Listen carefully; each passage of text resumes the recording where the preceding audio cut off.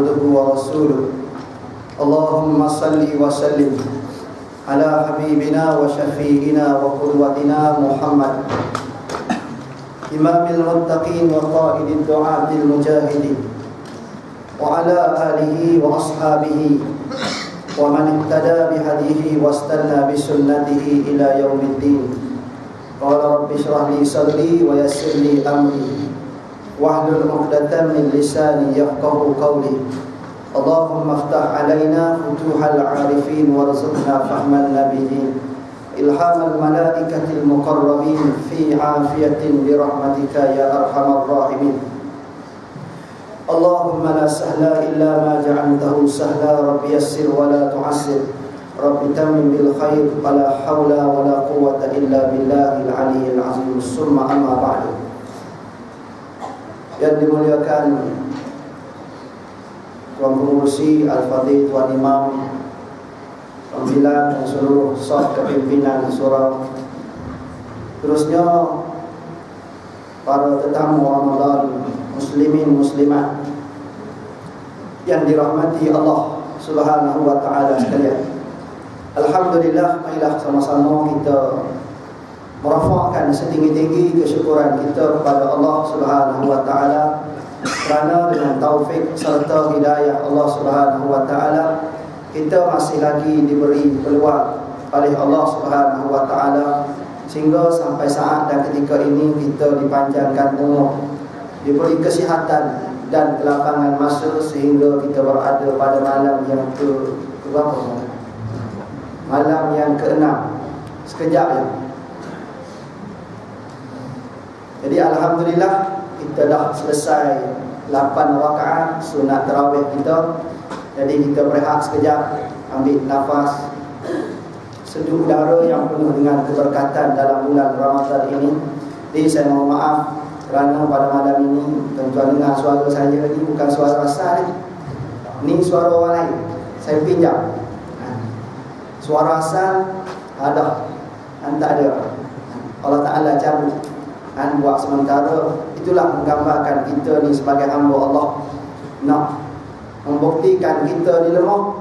Itulah Allah Ta'ala dari segi sudut rububiyahnya Allah Ta'ala boleh bagi sakit pada kita bila-bila masa. Kan kita mengaji tauhid kan, sana ada tauhid uluhiyah, ada tauhid rububiyah, tauhid asma' wa sifat. Dari segi rububiyahnya Allah Ta'ala mampu, Allah Ta'ala berkuasa bagi sakit, bagi sihat, bagi demam, bagi sembuh, bagi mati, bagi hidup.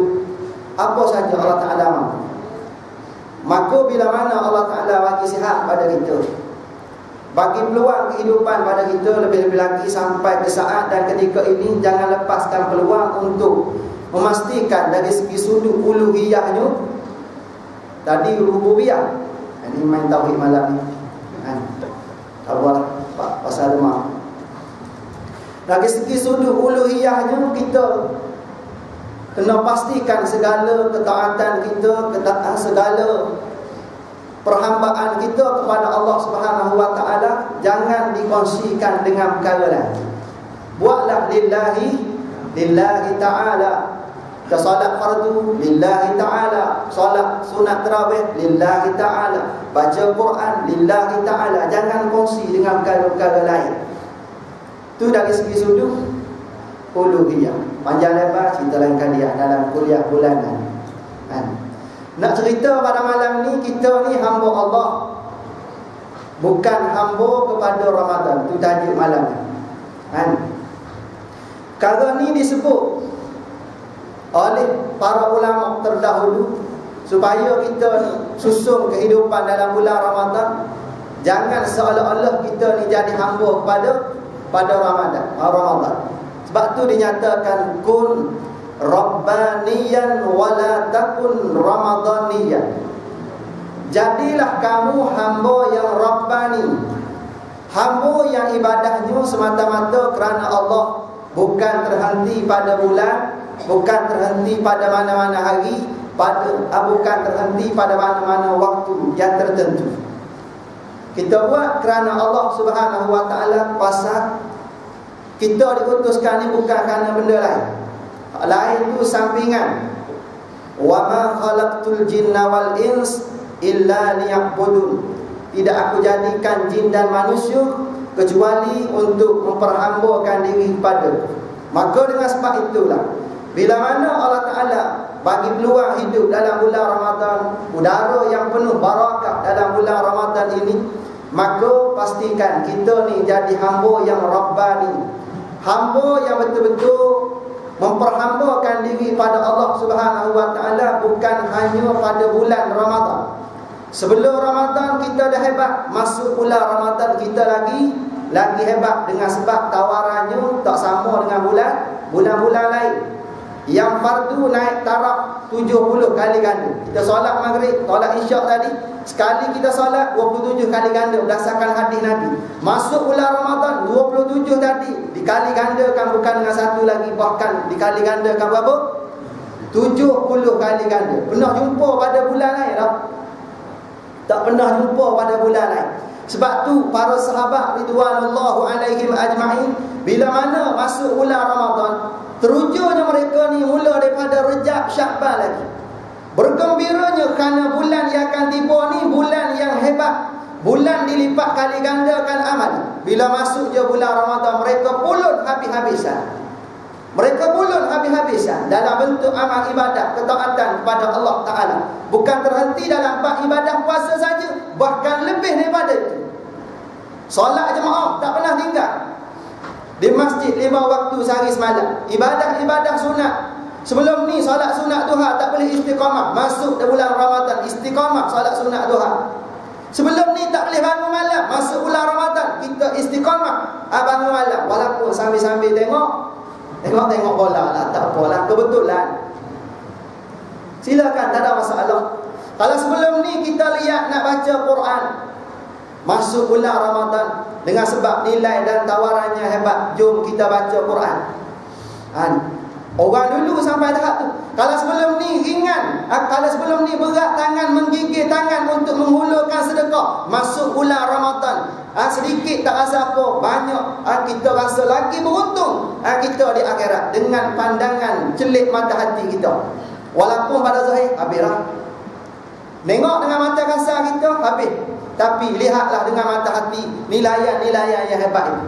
Sahabat-sahabat ridwanullahu alaihim ajma'in dulu bila mana masuk separuh kedua nisful tsani min Ramadan dan masuk 10 akhir bulan Ramadan, kita mula baca kunut Allahumma hdina fi man hadait. Maka para sahabat mula beribadah dalam keadaan suram, dalam keadaan mula rasa sedih. Sedih pasal apa tu? Bukan nak sambung raya.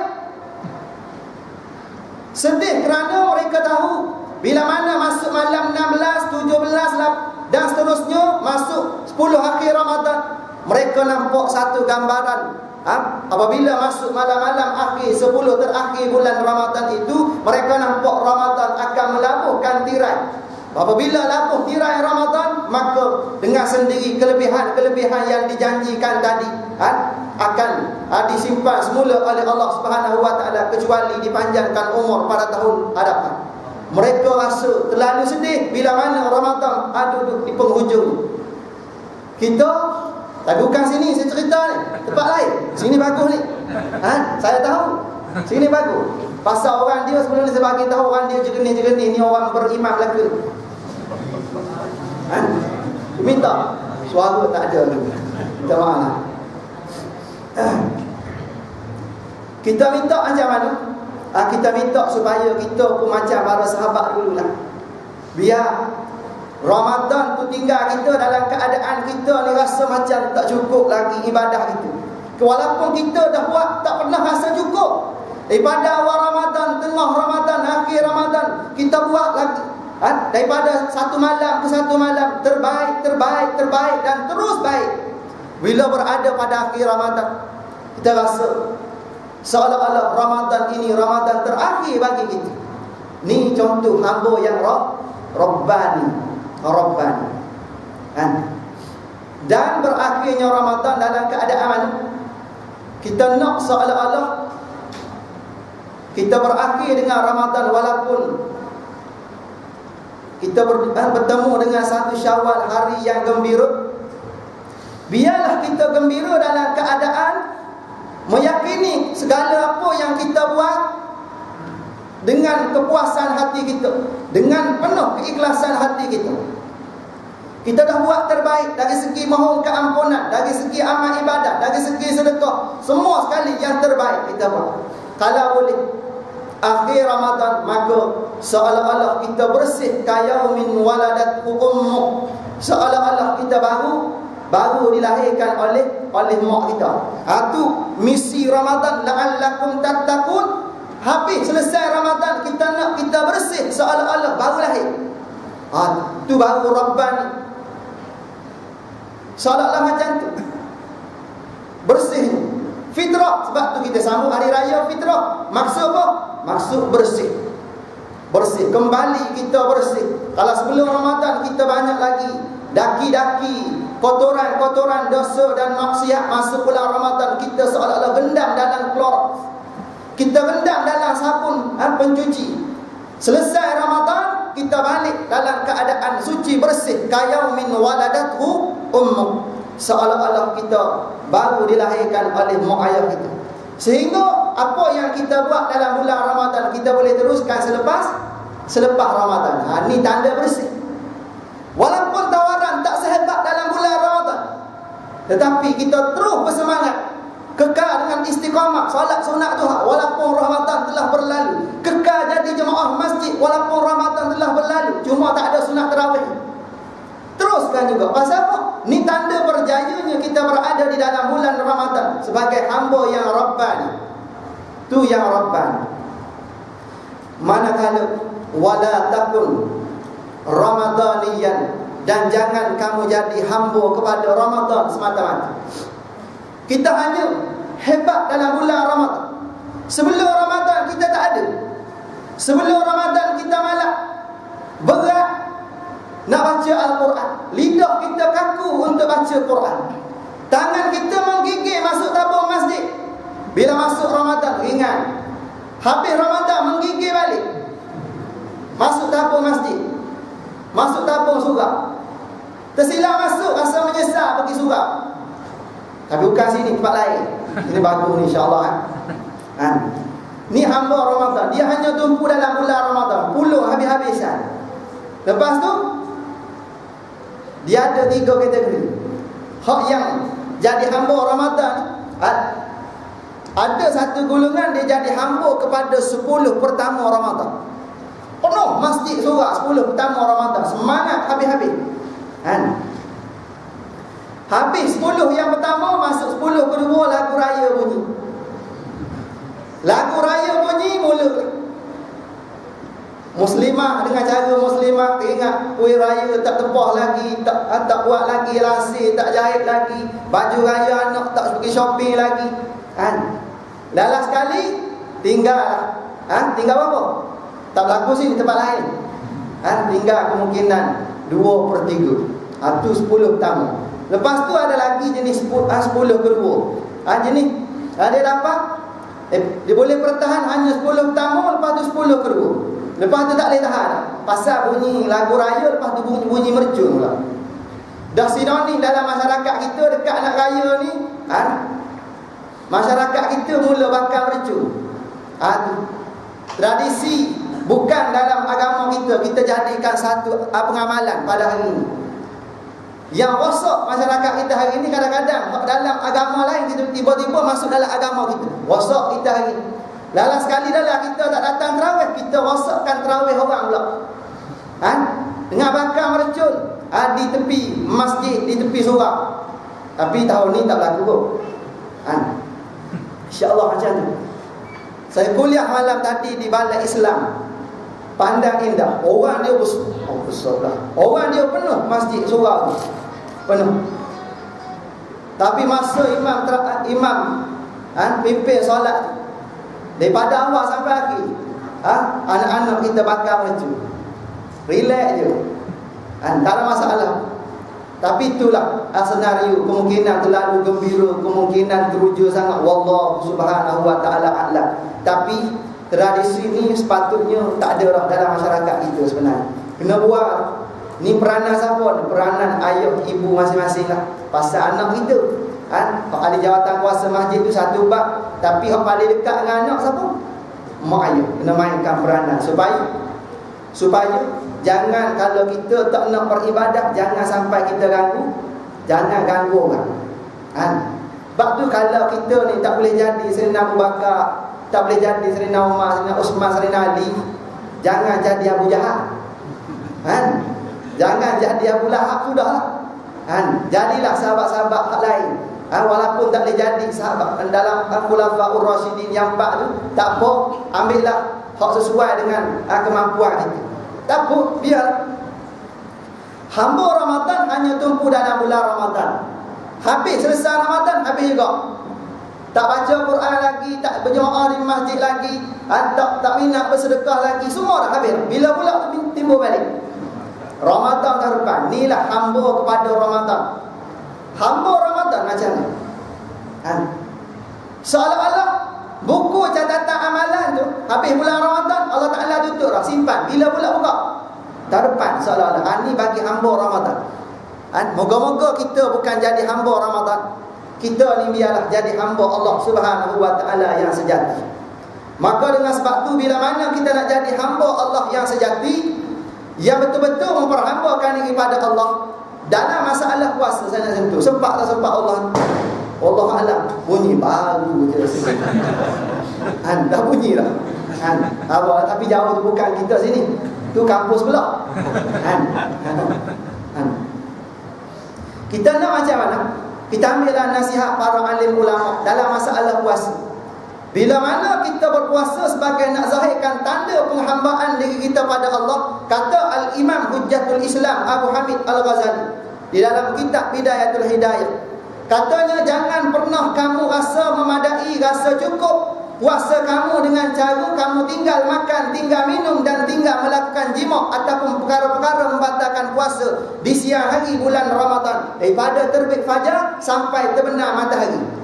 Itu jangan pernah rasa cukup dengan cara macam tu. Walaupun perkara membatalkan puasa betul. Makan, minum, melakukan jima, dan ataupun masukkan sesuatu di dalam rongga terbuka daripada terbit fajar sampai terbenam matahari. Itu lama orang kita faham macam tu. Imam Ghazali kata, jangan sekadar faham macam tu. Jangan sekadar faham macam tu.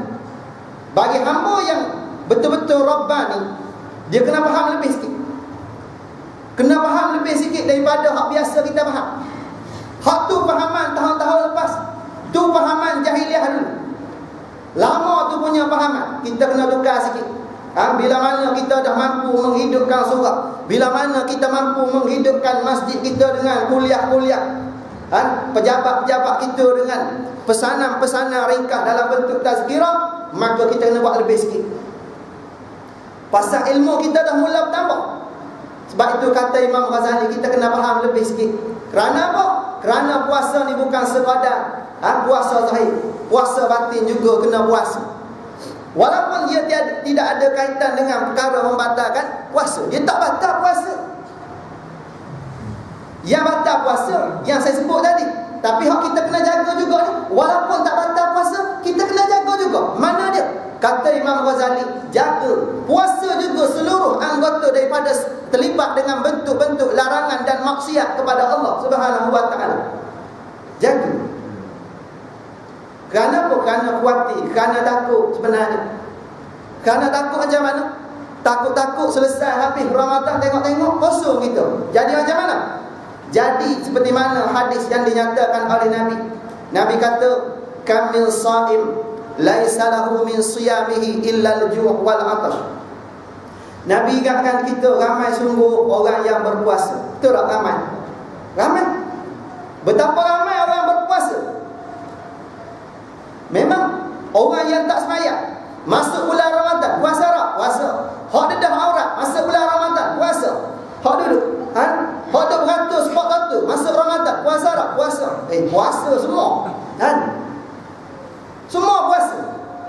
Hak jadi cashier di 7-Eleven. Ambil arak masuk dalam plastik, tekan. Puasa tak tu? Puasa. Separuh nyawa tinggal. Puasa. Ni hak tak nak berlaku pada kita ni. Bila mana masuk bulan tarbiyah, bulan Ramadan, kita kekal dengan perangai-perangai maksiat kita. Perkara-perkara haram walaupun ianya tidak membatalkan pahala, tidak membatalkan puasa kita. Nabi bagi tahu ramai orang yang puasa tetapi tak dapat apa pun daripada puasanya kecuali dapat lapar dan dahaga. Hak inilah paling kita takut kena pada kita. Takut kena pada kita. Kita rasa kita puasa penuh sebulan, 30 hari, 29 hari, cukup. Tengok-tengok balik akhirat besok, buka buku amalan kita, tengok-tengok tulis situ dapat apa tu? Lapar dan dahaga. Hak ni hak paling takut. Tu paling takut. Pasal apa tu? Kerana dah tukar jadi debu dah. Wa qadimna ila ma amilu min amal faj'alnahu haba'an manthura. Amalan-amalan yang kita buat kalau berkongsi sama pada masa yang kita taat itu taat, tapi pada masa taat tersebut jalan sekali maksiat pada Allah. Jalan sekali perkara-perkara yang berbentuk larangan Allah Subhanahu wa taala. Lalah sekali balik akhirat besok bekas ada, isi tak ada. Bagaimana isi tu? Isinya dah jadi debu yang berterbangan, entah ke mana pergi dah. Pasal apa? Kerana ada perkongsian. Ketaatan kita pada Allah, kejap taat, kejap kufur, kejap taat, kejap ingkar. Lalas sekali faj'alnahu haba'an manthura. Tengok-tengok amalan kita seolah-olah debu yang berterbangan, hilang begitu saja. Penat tak? Penat. Lapar tak? Lapar. Tapi habis selesai Ramadan, tengok buku amalan kosong. Pasal apa? Pasal kita hanya puasa zahir semata-mata. Ini kita takut. Maka dengan sebab tu kata Imam Ghazali, dia kata kesempurnaan puasa itu dengan cara kita puasakan seluruh anggota kita daripada segala bentuk maksiat dan larangan Allah.